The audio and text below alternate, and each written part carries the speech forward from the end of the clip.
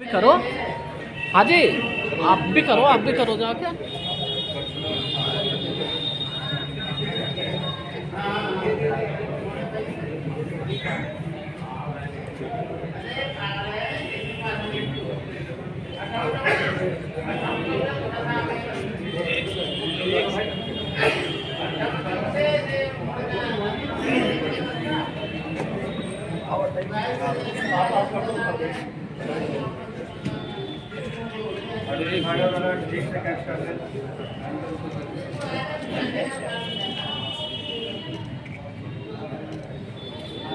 ये हेडलाइन होनी चाहिए बढ़िया वाली।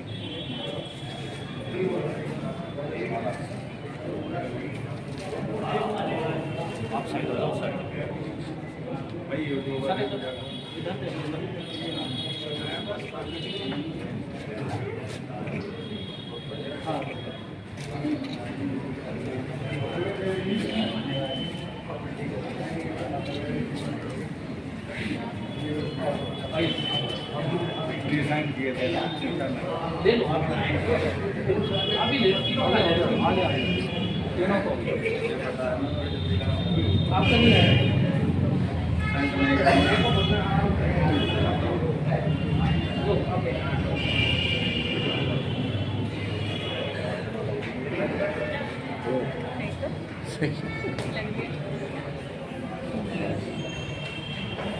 सबको आमंत्रित करता हूं कि वो भी अपने विचार रखें।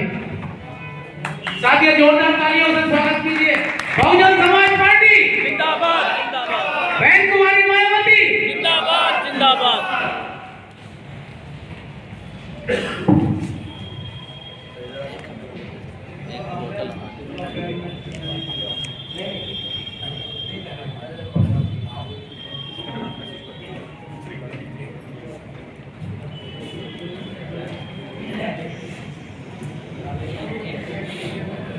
आज की इस मीटिंग में अपनी बात की शुरुआत से पहले सभी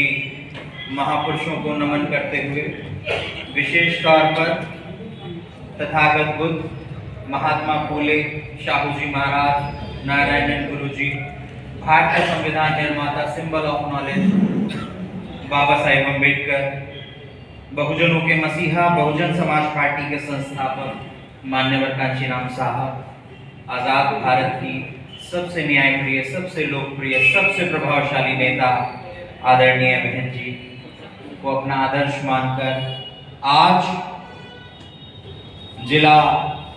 गोकुलपुर की इस समीक्षा मीटिंग एवं परिस्थिति को कैसे आगे चलाना है इस संबंध में दी गई इस मीटिंग में आपके बीच में मौजूद पूर्व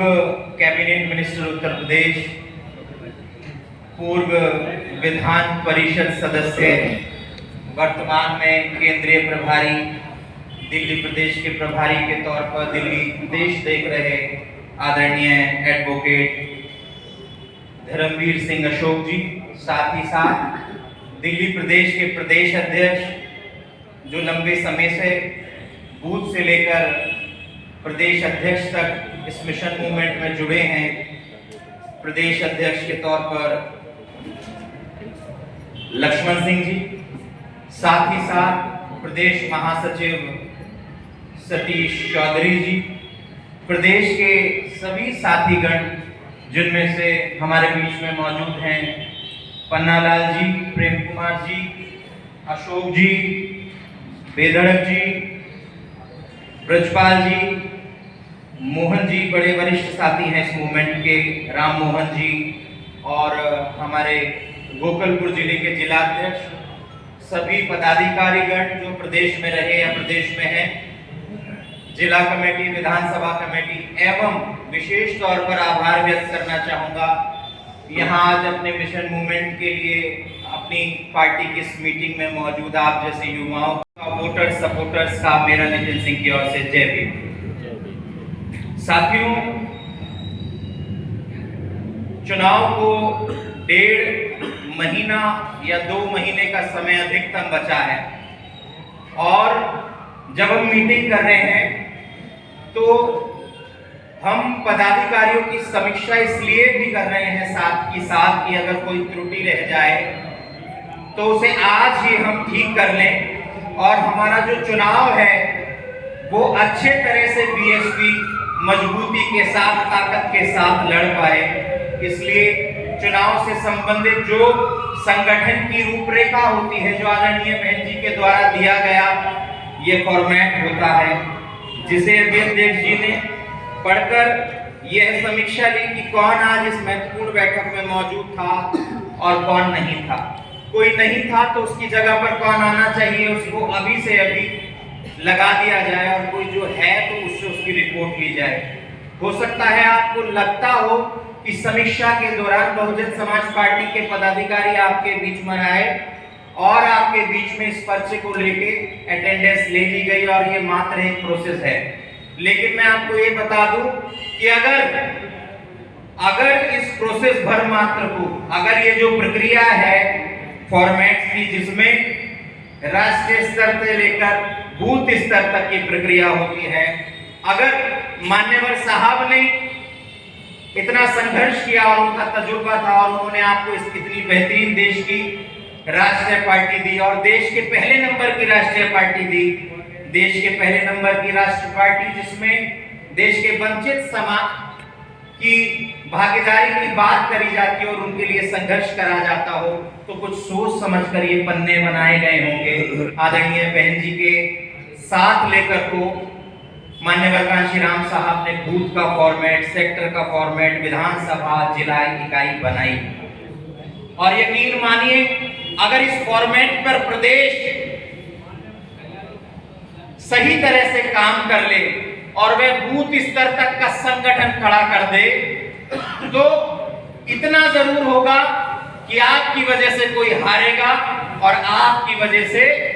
जो वंचित समाज है वो जीत की ओर बढ़ेगा। ये इस बूथ की या सेक्टर की जो कमेटियां हैं इनका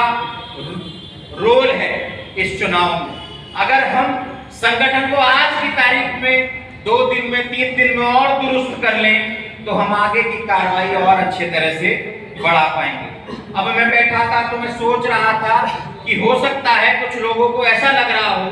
कितनी ओपन जनसभा में बीएसपी आई है, बीएसपी के ऐसे पदाधिकारी आए हैं जो पदाधिकारी जब से बीएसपी बनी तब से लेकर आज तक आपके बीच में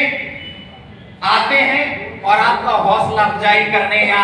अपने संगठन को मजबूत और बीएसपी को ताकत देने के लिए आते हैं। तो आपको ऐसा लग रहा हो कि भाई 1.5 महीने 2 महीने का समय ये लोग बता रहे हैं और बात कर रहे हैं तो पैसे की कर रहे हैं और अमूमन एक शब्द बीएसपी के लिए उपयोग करा जाता है और कई बार आदमी उस शब्द को लेकर झिझक महसूस करता है, हेजिटेट होता है, हेजिटेशन उसके अंदर आती है। वो शब्द है कलेक्शन। मैं उस कलेक्शन शब्द को आपके हौसले से जोड़कर ये कहना चाहता हूं कि चाहे कोई भी इसे कलेक्शन अंग्रेजी के शब्द के रूप में इस्तेमाल करता हो, लेकिन यह बहुजन समाज पार्टी के लिए दिया गया वह सहयोग है जिसके बलबूते पर आदरणीय बहन जी किसी चैनल के सामने, किसी मीडिया ग्रुप के सामने, किसी पार्टी के सामने, किसी उद्योगपति के सामने आपके वोटों के लिए कभी भी लाचार रहते हुए ऐसी परिस्थिति में आपके बलबूते पर कभी नहीं आई। यह वह सहयोग होता है साथियों और मैं इस सहयोग को बड़ी हकदारी के साथ आदरणीय बहन जी के निर्देश के रूप में आपके बीच में रखता हूं। यह आपका कर्तव्य है कि यह सहयोग हमेशा बना रहे और बहुजन समाज पार्टी देश की तीसरी पार्टी नहीं, एक दिन देश की पहले नंबर की राष्ट्रीय पार्टी बने। तो जब आपके बीच में जन कल्याणकारी दिवस के रूप में सहयोग की बात करी जाए तो आप लोगों के बीच में जाइए, गली गली जाइए, मोहल्ले में जाइए, क्षेत्र में जाइए और हक के साथ कहिए कि भाई ये पार्टी हमारी है और इसमें सहयोग हमारा रहेगा, ना किसी पूंजीवादी व्यवस्था का रहेगा। साथियों, चुनाव का समय है। अगर आप किसी और क्षेत्र में किसी पार्टी की मीटिंग को अगर सुने और उस पर गौर करें तो ये एक ऐसा समय है कि जब अन्य पार्टी के लोग, यहाँ तक कि वो पार्टी के लोग आए जिसकी पार्टी का नाम आम आदमी के तौर पर बना, अगर वो भी आपके बीच में आए और अगर वो लोग आए जिन्होंने 10 साल 20 साल से ज्यादा शासन सत्ता चलाई और पूरे देश को लूट लिया, अगर वो लोग भी आए जिन्होंने 50 साल से ज्यादा राज किया और पूरे देश में गरीबों के वोट के बलबूते पर इस पूरे देश को खोखला कर दिया, अगर वो भी आपके बीच में आए और आप देखें उनकी मीटिंग को, तो हमसे विपरीत वो आपके सामने आकर ये बात रखेंगे कि लीजिए जिले के प्रभारी, विधानसभा के अध्यक्ष, लीजिए ये इतना पैसा आपको जिम्मेदारी के तौर पर सैंक्शन या अलॉट कर दिया जाता है, ये पैसा आपका, अपनी स्थिति के हिसाब से जैसा हम बताते हैं उसे बांटिए और वोट को खरीदिए या चुनाव को डाइवर्ट कर दीजिए। वो आपके सामने विपरीत परिस्थिति में आते हैं तो आम जनमानस के सामने, अपने पदाधिकारियों कार्यकर्ताओं के सामने कि लीजिए ये पैसा पार्टी की ओर से दिया जा रहा है और इसे गली मोहल्लों में जाकर चुनाव को मैनेज करिए और गरीबों की मुफलिसी को, बेबसी को, लाचारी को खरीदिए और ये लोग बिकेंगे भी। जाइए देश का निर्माण कीजिए और देश में पूंजीवादी व्यवस्था का निर्माण कीजिए और सब कुछ भूल जाइए कि इस देश का गरीब मर रहा है। और ठीक ये बात मैं इसलिए कह रहा हूं, ठीक इसके विपरीत हम कहते हैं कि लाइए जिला प्रभारी जी क्या व्यवस्था बनाई पार्टी चलाने के लिए, लाइए जो जिलाध्यक्ष जी क्या व्यवस्था बनाई सहयोग की। आदरणीय बहन जी का जन्म दिवस आने वाला है, आदरणीय बहन जी के जन्म दिवस के सहयोग के तौर पर वह जन्म दिवस नहीं मनाया जाएगा, लेकिन जन कल्याणकारी दिवस के आर्थिक सहयोग के रूप में वो पूरी पार्टी जो चलती है उसके लिए लाइए, सहयोग लाइए और उसमें से कुछ लोग टारगेट करके जो भेजे जाते हैं और आपके बीच में एक शिगुफा छोड़ देते हैं कि आ गए ये लोग और आपके बीच में मांगने आ गए। अरे वो पार्टी, ये पार्टी इसलिए तो हारती है, ये बहुजन समाज पार्टी इसलिए हारती है, पैसे मांगते हैं, अगर ये पैसे न मांगे तो देश की सबसे अच्छी पार्टी बन जाए, ऐसा उनका कहना है। क्योंकि उनको नहीं परख कि हमारी स्थिति कैसी है, हम कैसे कैसे एक एक पाई का सहयोग कर कर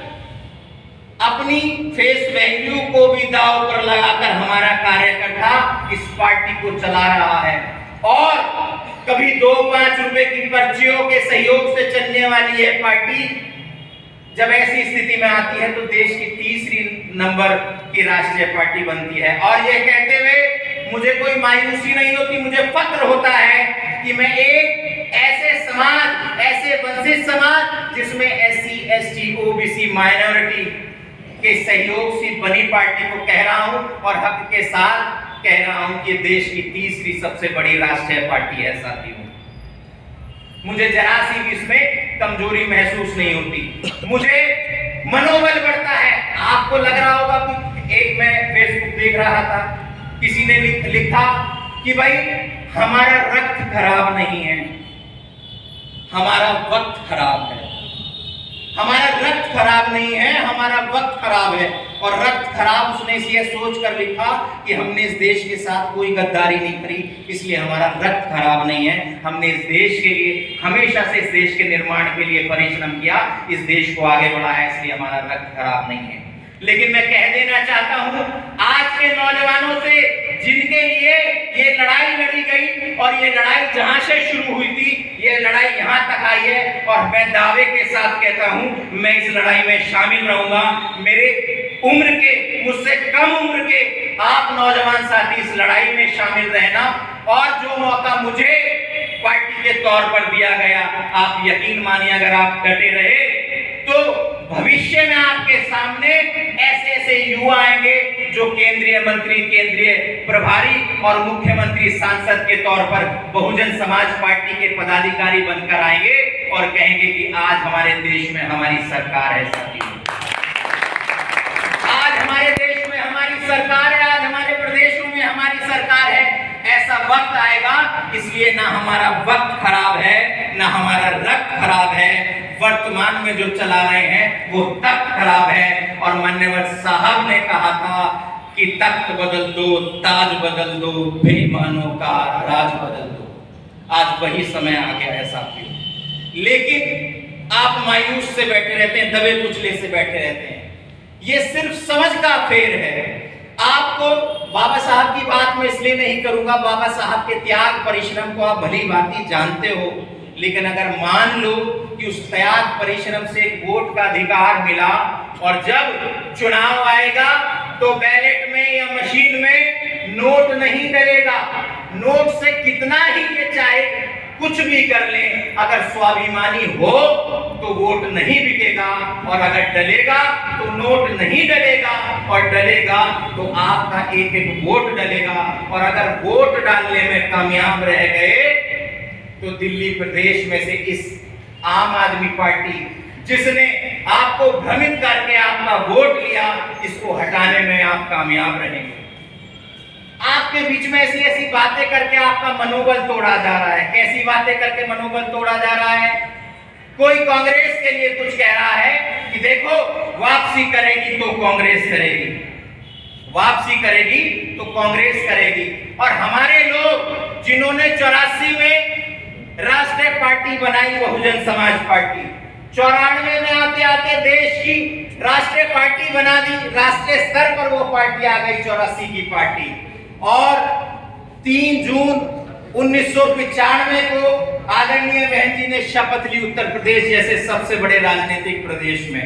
मैं ये तारीख बोलते हुए इसलिए आपको अच्छा महसूस करता हूं कि आप उस तारीख का वजूद समझें। उस तारीख का वजूद ये है कि यहाँ पर ऐसी उम्र के लोग बैठे हैं जिन्होंने कांग्रेस का 50 साल का शासन देखा, उत्तर प्रदेश देखा और देश देखा। और जब कांग्रेस की राजनीति देखी तो ऐसी देखी कि दलितों का एक चेहरा पूरे देश के रूप में केंद्रीय मंत्री के तौर पर रख दिया,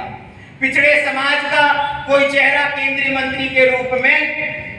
पूरी पार्टी के पूरे देश के सामने रख दिया, और बाकी सारी जनता ऐसे ही लुटती रही और 50 साल का शासन चलाया।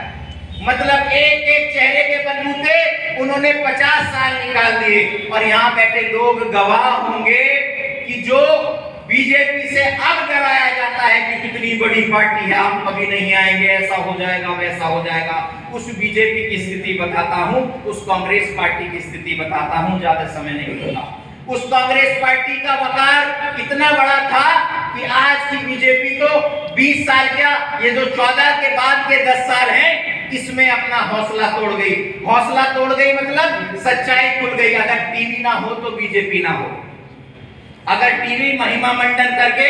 भ्रमित करके आपका वोट ना ले तो बीजेपी ना हो। और आज की स्थिति में बीजेपी गली गली से, मोहल्ले से बिल्कुल गायब हो गई है, अगर असल मायनों में चुनाव कराया जाए तो, और वो दिन भी आएगा। अब मैं बात उस बात की बताता हूं कि जो पार्टी बीजेपी से 10 गुना वकार रखती थी, 50 साल से ज्यादा राज किया, लेकिन शोर शराबा बिल्कुल नहीं हुआ। बीजेपी में तो त्राही मच गई 10 साल में, लेकिन कांग्रेस ने राज किया, शोर शराबा बिल्कुल नहीं हुआ और लूट पूरी हुई। शोर शराबा बीजेपी ही नहीं करा। जब मोदी जी की एंट्री हुई तब उन्होंने 2G कोल ये सब मीडिया के माध्यम से स्पेक्ट्रम घोटाले खोले। अब आप देखिए कि इतना बड़ा वकार रखने वाली पार्टी कांग्रेस, जिसने 50 साल से ज्यादा राज किया, जब 3 जून 1995 को आदरणीय बहन जी की एक आवाज सुनाई दी और उत्तर प्रदेश जैसे प्रदेश में जब आदरणीय बहन जी ने कहा कि मैं कुमारी मायावती उत्तर प्रदेश के मुख्यमंत्री के तौर पर शपथ लेती हूं, तो 20 साल से 10 गुना ज्यादा वकार रखने वाली कांग्रेस पार्टी की सरकार उत्तर प्रदेश में कभी वापस नहीं आई। साथियों, यह तर्क नहीं, यह आपका इतिहास है, यह पन्नों में दर्ज है और पन्नों से अलग यह आपको पता है। 3 जून 1995 के बाद से कांग्रेस उत्तर प्रदेश में नहीं आई, और जब उत्तर प्रदेश में नहीं आई तो देश में उसकी स्थिति डामाडोल हो गई। और आज ऐसी स्थिति है